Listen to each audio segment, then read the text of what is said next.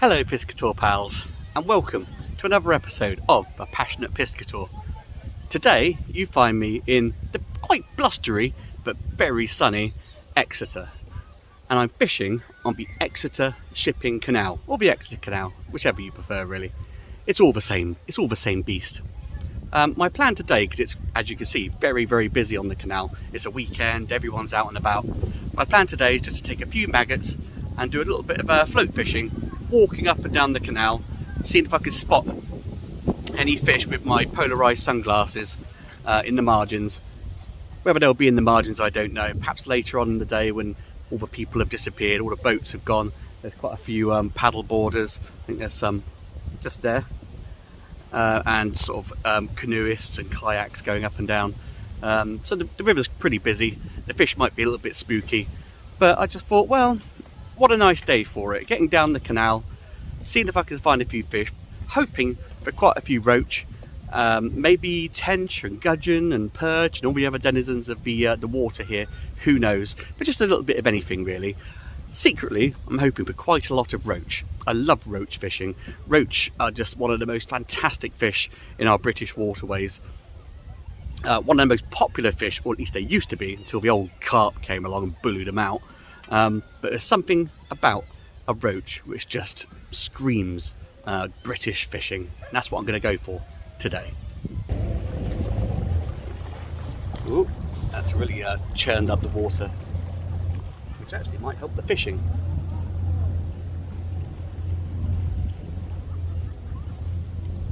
Fish which I saw here earlier on have disappeared, and rightly so. I'll pop the float a bit further out. Yeah, you can't blame them when the water churns up like that. Ooh, maybe a bit closer. There you go. I'm afraid he's falling into the drink. I'm fishing just off this edge here. And there's been some nice, well, I said there's some nice roach. I've seen about 2,000 or 3,000 roach. They've of course enjoyed their breeding season. And there's 2,000 or 3,000 I've seen, probably 2 or 3 million that I haven't. But all little tiddly widdly ones. I'm trying to see if I can spot the slightly bigger ones and target them. Currently with the boat going through, I can't see a thing in the water, it's not clear at all. But with a little bit of patience, I'm sure they'll turn up. And if they don't, I'll head on down the canal, which is the plan for the day, and see what I can find down there. Just got to keep the bait going, and there's the maggots just there. Sprinkle a few in. There we go. Lovely. I really want to put some sun lotion on, I suppose. Practice what I preach. I was in the shade walking down here, and I'm now fully aware that I'm in the full sun again. But yes, what a lovely day.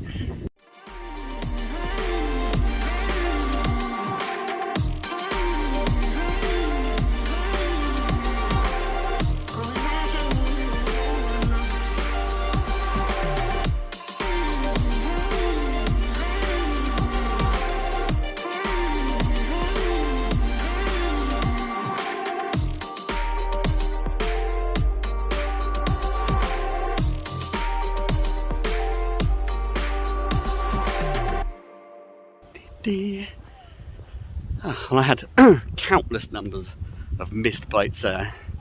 You could see the fish coming into the margins and pecking around, but unfortunately I think it was just a little bit too busy. I think that would be a nice little spot to remember for my walk back later on, perhaps in the evening time, when all the traffic has died down a little bit. But now I'm just walking down the canal, enjoying the scenery. Lots of butterflies around in these margins here. This hedgerow. Nice bit of hedgerow here actually, loads of birds. Wildflowers. And I really appreciate that, of course, as you well know. If you've been watching my channel for a while. Right, let's have a look, see what's going on here. Oops. Here we are, we've got like a floating platform there, and there's no way I'm going to be allowed a decent fish from there because my net's not long enough. But there's bound to be a few perch and things under there. But for the sake of fish safety, I don't really want to lift them in if they're too big from around there, so I'm going to carry on, I think, see what's further on. Hello there. Hello.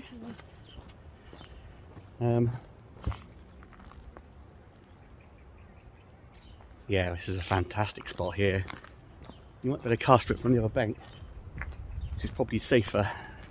If I had like a lead and a feeder or something, I could probably cast to that easy enough. Anyway, I have fished here before, the Exeter Canal. I came down lure fishing for pike, and I did actually manage a little pike, a little jack, quite a bit further down actually.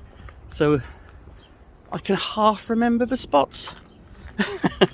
Half remember. I mean, I did watch the video through just to, whoops, let's get on the bank here and have a look. Hairy dairy. Again, there's a load of roach down there. Not very big ones.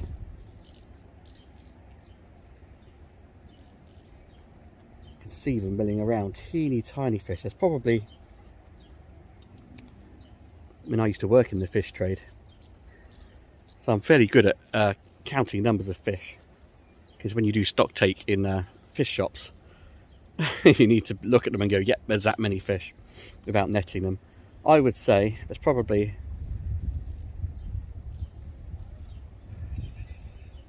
a good 500 fish there, 550, probably nearer 550. There's a few milling along down behind, but they're all the size of your pinky finger. I wonder if I'll just try and catch one. Let's see if I can just catch one. Just have a little look at it. I can't resist. No matter what the size is, I can't resist. I wasn't wrong. Pinky finger.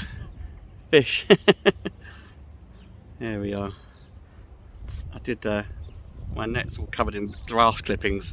I didn't net him, but he's sat in the net in case he falls. There we are. It's actually a little rudd. It's not a roach at all. We'll unhook him. Mwah, give him a little kiss. And beg for him to get bigger. Anyway, time to move on again, I think. I don't think I want to sit amongst all these fish all day. Trying to find a bit more of a peaceful spot further on down.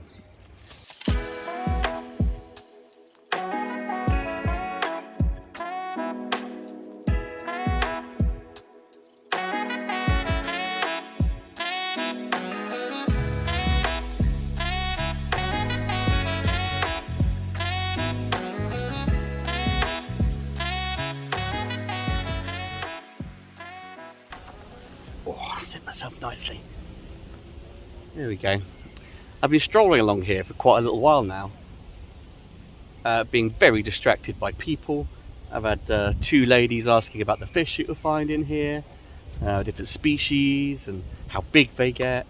I've had another chap out with his daughter who has recently been going through some troubled times, and had a bit of a chat with him, quite a personal chat with him. I must be the type of guy who you could probably speak to, but he used to fish too, and he's thinking about starting up again to try and help his mental health, which of course I'm a big proponent for, so I spent a long time chatting to him.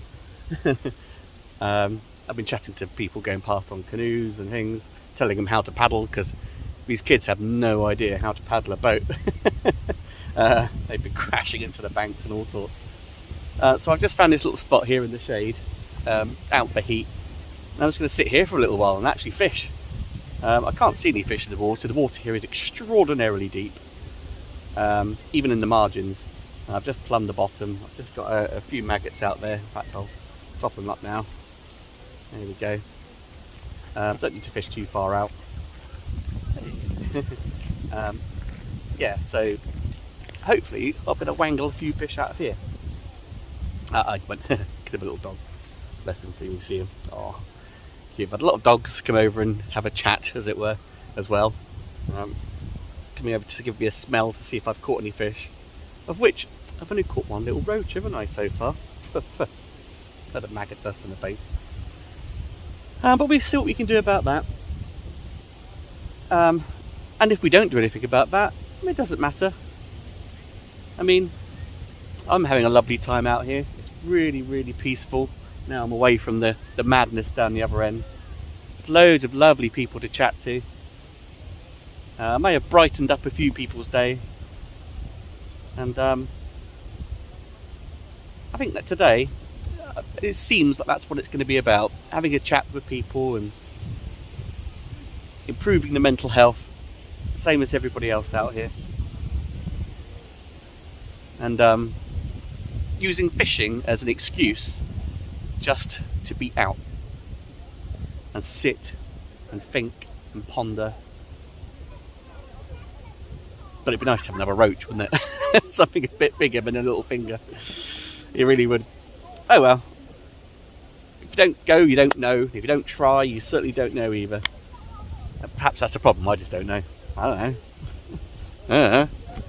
I'm no professional by any stretch. I haven't got a clue.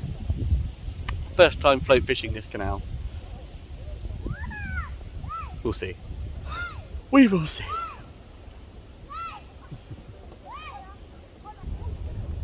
A little squiddly diddler. There you go.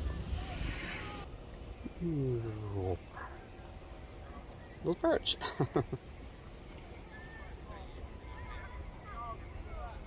Try and unhook him. Perch again are renowned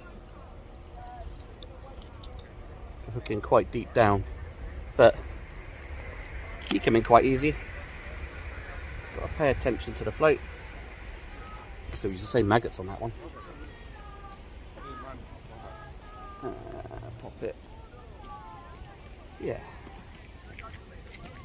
Just about there. That's more or less where I've been feeding again. Not really casting out. There's actually a really deep drop off right from the edge here, and I'm just fishing right at the bottom of that drop off. I think with all the commotion, fish are likely to, well, it could be anywhere, the commotion's happening all over the place, but they're likely to be, oh, there we go, oh, missed him, and I've got a tangle in the line, of course I have. See if I can sort that out by flipping that, there we go. Sometimes if the float goes over the rod, you can just do a little swing and get it back into position again. But yeah, there's a load of small fish down there, roach and perch, but actually I'm really happy just catching them. Catch a few more would be really nice. Oh, no. I think I've got depth quite right. I've plumbed the depth perfectly in one specific spot. But where there's a bit of flow on the water, it is moving back and forth a bit, and I think the bottom is uneven, so it tends to catch a little bit.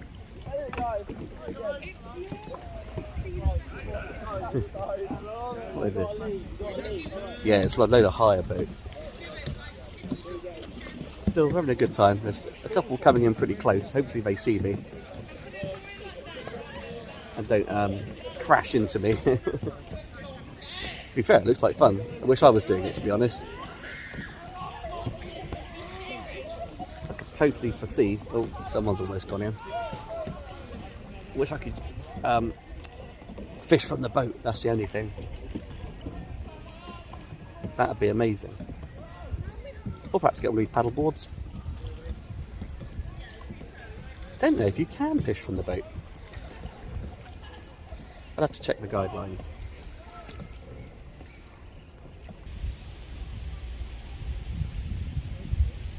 There we go. A slightly better roach. Only slightly. But they are getting slightly bigger, which is nice. Get a nice little spot here, I think. Mwah. A lot of people wonder why I kiss the fish before I put them back. Oh, gross. But there was many anglers might remember, that there used to be a show on TV called Rex Hunt's Fishing Adventures, or Rex Hunt Fishing Adventures, one of the two. And then there was loads of other different iterations of that. An Australian chap, lovely chap, had a chat with him a couple of years back actually, meeting one of your, well not meeting, I didn't meet him, he's in Australia, but chatting to one of your idols, which you grew up with, catching all manner of fish out in Australia. And out there they have a big catch and release program, because a lot of the fish they catch they take home and eat. And of course, if everybody does that in such huge numbers, the fish stocks go down considerably. So he had a big campaign about, you know, kissing fish and putting them back, appreciating the fish that you've got and caught is the idea of it, and then releasing it back into the wild to be able to produce more fantastic fish. Of course, you wouldn't want to eat any fish from here, mostly because it's controlled by Exeter Angling Association, and there's no fish to be taken at all. But also, the fish from here are bound to be a little bit grubby and horrible from the bottom of the canal. All they eat all day is mud. And you're far better off, I think, go down to the coast and catching fish of the correct size down there, due to the size limits that there are in the areas. I must admit, I'm not really a big fish eater. I don't know why. I like the odd fish and chips, of course, usually when I'm down the coast, getting that sea air, and you know, fish you could buy in your supermarket. But I don't tend to catch a lot of fish and take them home, mostly because I really just don't think I just don't think I'm a good enough cook to do the fish justice.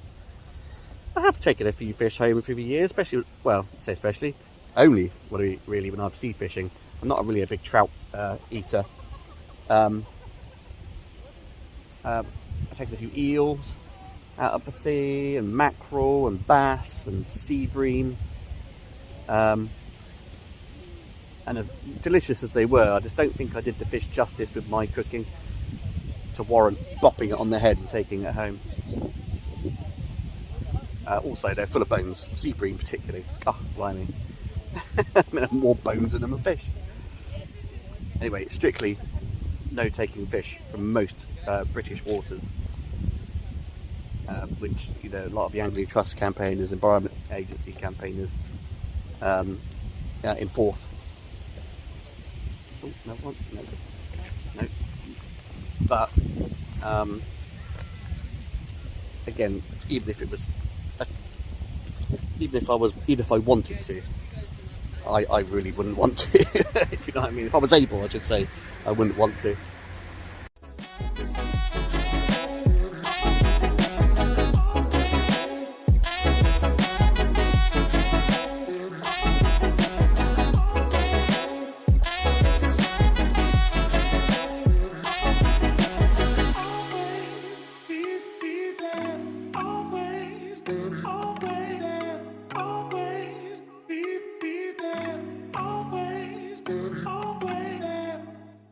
Wandering down the Exeter Canal, I've just found this, a swan nest, and it's right near the bank. So it's a terrible nest. What a place to raise young. But there you go. You never know what you might find when you're out fishing. No sign of the swans though. Probably for the best, this close to the bank. A bit further down, whether it's the same swans, who knows, they decided to make a nest right here, right next to the road. There we are. A nice nest. Nice access to the water. Lovely. But again, perhaps just a tad too close to the road and the footpath.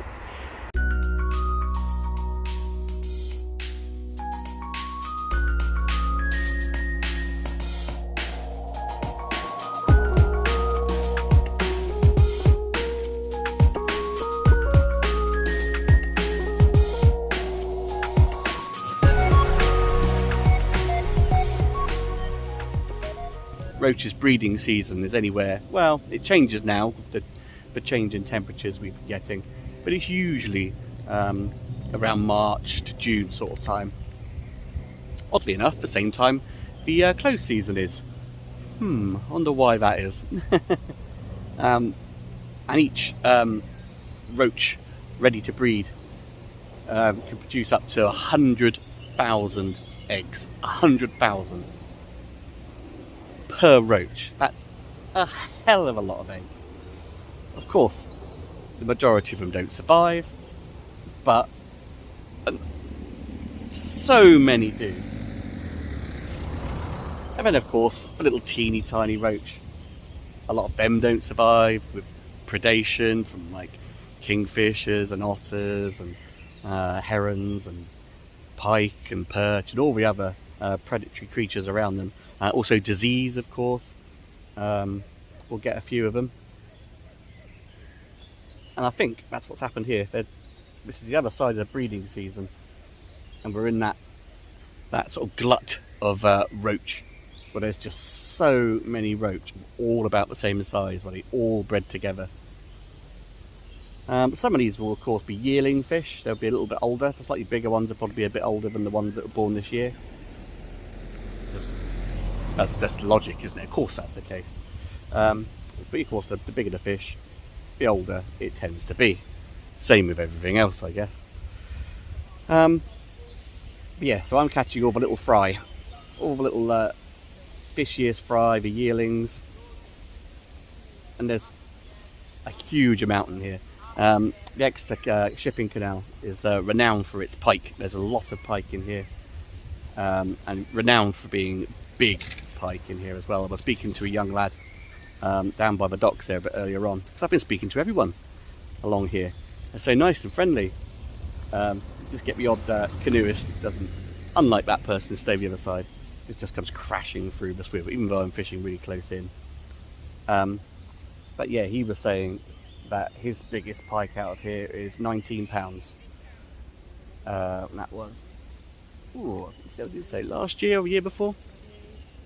So there's still the big pike in here. I know the numbers of big pike have been dropping in here over the years. What with, I guess, to some extent pollution, but just the natural changes in seasons. But a lot of illegal taking of fish from the water, of course, people's dinner. Ooh, that's a bite. Ooh, might have a nibbled maggot there. But yeah, the pike in here have got so big because of the huge quantity of food for them to eat. Big pike need food, and there's plenty in here. Must admit, it'd been nice to catch maybe a slightly bigger roach than the ones I've been catching. But there's no finer way to spend a lovely sunny day than by the water, listening to the birdsong, looking at the wildflowers, watching the wildlife, and speaking to the people who also have been enjoying the water. Hello! Little dog. Yeah, you know, you dog walkers down here walking a dog. You've got the canoeists and the cyclers. There's been a load of people jumping in the water, which I don't think is advisable. In fact, there's even signs saying it's not advisable. But it's too nice a day to be stupid indoors. That is one thing for sure.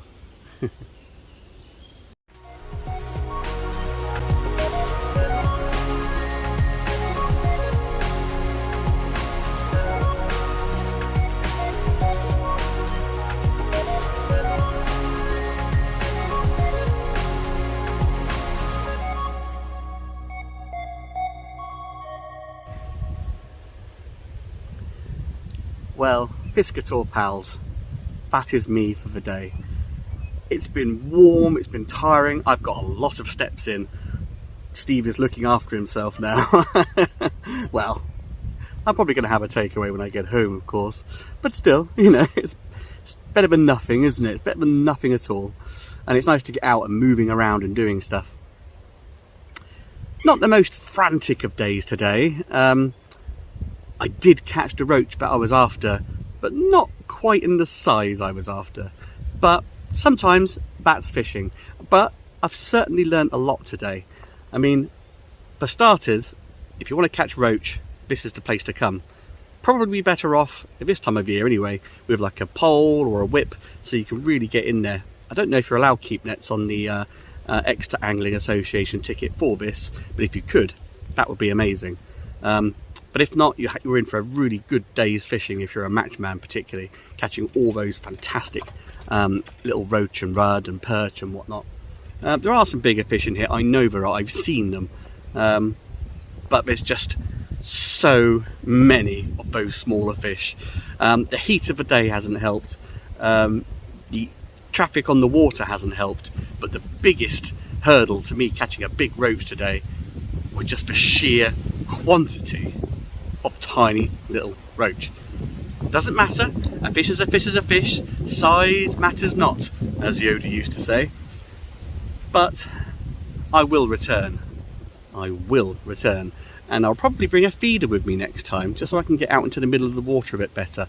Perhaps come on a weekday when there's less people on the water, especially if it's gloomy or raining. People don't tend to be out as much, but if not, I will try and get back in winter at some point. Maybe not this winter, but certainly in the next couple of winters, to try and target some perch and some pike. It's renowned for its pike fishing, the Exeter Canal, and I want to catch a few, definitely, especially if they've been feeding up on all these roach.